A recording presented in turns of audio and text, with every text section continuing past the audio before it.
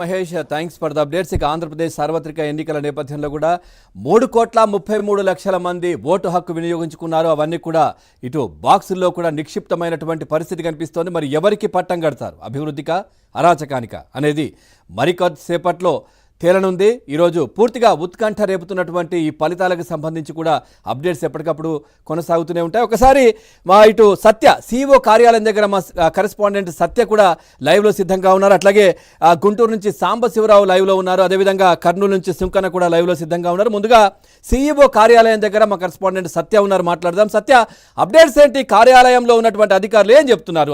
ఏర్పాట్లకు సంబంధించి కావచ్చు, వెబ్ కాస్టింగ్కి సంబంధించి కావచ్చు. ఎందుకంటే మనం చూసాం ఏదైతే ఓటింగ్ తర్వాత, ఎన్నికల తర్వాత చాలా హింసాత్మక ఘటనలు రాష్ట్రంలో నెలకొన్న పరిస్థితి కనిపించింది.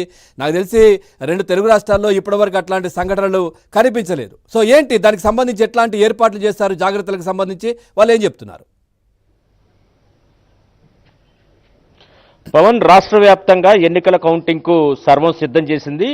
రాష్ట్ర ప్రధాన ఎన్నికల అధికారి దీనికి సంబంధించిన మీడియా సమావేశం పెట్టి మరి ఏ అంశాలపైన ప్రత్యేక దృష్టి సారించారో కూడా వివరించడం జరిగింది. అయితే ఎన్నికల ఫలితాల మొట్టమొదటిసారిగా ఇక్కడికే రాబోతున్నాయి. ఎందుకంటే ఎన్కోర్ అనే ఒక సాఫ్ట్వేర్ ను డెవలప్ చేసింది కేంద్ర ఎన్నికల సంఘం. ఎన్కోర్ సాఫ్ట్వేర్ లో ఎప్పటికప్పుడు కౌంటింగ్ సెంటర్ల నుంచి ఆర్ఓలు వచ్చినటువంటి ఫలితాలను రౌండ్ల వారీగా అప్లోడ్ చేయబోతున్నారు. అప్లోడ్ చేసిన వెంటనే అది ఎన్నికల కమిషన్ కార్యాలయంలో డిస్ప్లే అవుతుంది. తర్వాత ఇక రెండో విషయం, ఎప్పటికప్పుడు రావడంతో పాటు ముఖ్యంగా 8 గంటలకు పోస్టల్ బ్యాలెట్ అన్ని అసెంబ్లీ నియోజకవర్గాలు 175 అసెంబ్లీ నియోజకవర్గాల్లో పోస్టల్ బ్యాలెట్లు ఓపెన్ చేస్తారు. వాటిని ముందుగా కట్టలు కట్టి తర్వాత లెక్కించడం జరుగుతుంది. అయితే 8:30కు టైం 8:30 అయిన వెంటనే ఈవీఎంలను ఓపెన్ చేసి లెక్కింపు ప్రారంభమవుతుంది అసెంబ్లీకి సంబంధించి. మరోవైపు దీంతో పాటుగా పార్లమెంటు స్థానాలకు మొత్తం 25 పార్లమెంటు స్థానాలకు సంబంధించి పోస్టల్ బ్యాలెట్, ఈవీఎం ఒకే సమయంలో లెక్కిస్తారు. ఉదయం 8 గంటలకే ఈవీఎంలు ఒక హాల్లోనూ, పోస్టల్ బ్యాలెట్లు మరో హాల్లోనూ లెక్కింపు ప్రారంభమవుతుంది. కాబట్టి పార్లమెంటు స్థానాలకు సంబంధించి మొదటి రౌండ్ ఫలితాలు తొందరగా వచ్చే అవకాశం ఉంది. అన్నిటికంటే ఆఖరిగా 9 గంటల సమయం పడుతుంది. ముఖ్యంగా అమలాపురం పార్లమెంటుకు సంబంధించి అత్యంత ఆలస్యంగా ఫలితాలు వెలువడే అవకాశం ఉంది. రాజమండ్రి, నరసాపురం పార్లమెంటుకు సంబంధించి 5 గంటల్లోనే ఫలితాలు వెలువడే అవకాశాలున్నాయి. ఇక ఇతర అసెంబ్లీ నియోజకవర్గాలకు సంబంధించి కూడా ఫలితాలను వీలున్నంత తొందరగా ఇచ్చేందుకు ఎన్నికల సంఘం పూర్తి స్థాయిలో సమాయత్తం అవుతుందని మనం చెప్పుకోవచ్చు. ముఖ్యంగా తీసుకుంటే కనుక మొత్తం రాష్ట్ర వ్యాప్తంగా ఎలాంటి అవాంఛనీయ సంఘటనలు జరగకుండా, ఎందుకంటే పోలింగ్ తర్వాత చెలరేగిన హింస కారణంగా రాష్ట్రంలో ఎలాంటి అవాంఛనీయ సంఘటనలు జరగకుండా మొత్తం 67 కేంద్ర కంపెనీల బలగాలను కౌంటింగ్ ఉపయోగిస్తున్నారు. దీంతో పాటు రాష్ట్ర వ్యాప్తంగా 45,000 మంది పోలీస్ సిబ్బందిని ఈరోజు ఉపయోగిస్తున్నారు. పోలీసులు ఎవరికి కూడా ఈరోజు సెలవు లేదని కూడా ఎన్నికల కమిషన్ ఇప్పటికే ప్రకటించింది. మొత్తం మీద భీమిలి, పాణ్యంలో మాత్రం నియోజకవర్గాల్లో 26 రౌండ్లు ఉన్నాయి. ఇక్కడ 9 గంటల సమయం పట్టే అవకాశం ఉంది.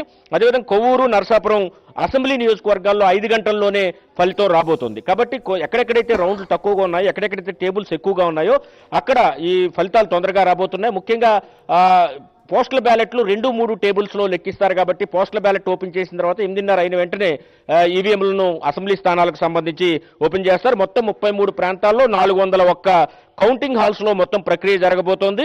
పార్లమెంట్ నియోజకవర్గాలకు సంబంధించి 2,443 ఈవీఎం టేబుళ్లు, అదేవిధంగా 443 పోస్టల్ బ్యాలెట్ టేబుల్లో ఈ లెక్కింపు ప్రక్రియ సాగనుంది. అసెంబ్లీ నియోజకవర్గాలకు సంబంధించి 2,446 ఈవీఎం టేబుళ్లు, 557 పోస్టల్ బ్యాలెట్ టేబుల్లో ఈ ప్రక్రియ అంతా కొనసాగనుంది. కౌంటింగ్ ప్రక్రియను సునిశ్చితంగా అబ్జర్వ్ చేసేందుకు కేంద్ర ప్రభుత్వం నుంచి ప్రత్యేక అబ్జర్వర్లు 119 మంది కూడా ఇక్కడికి రావడం జరిగింది.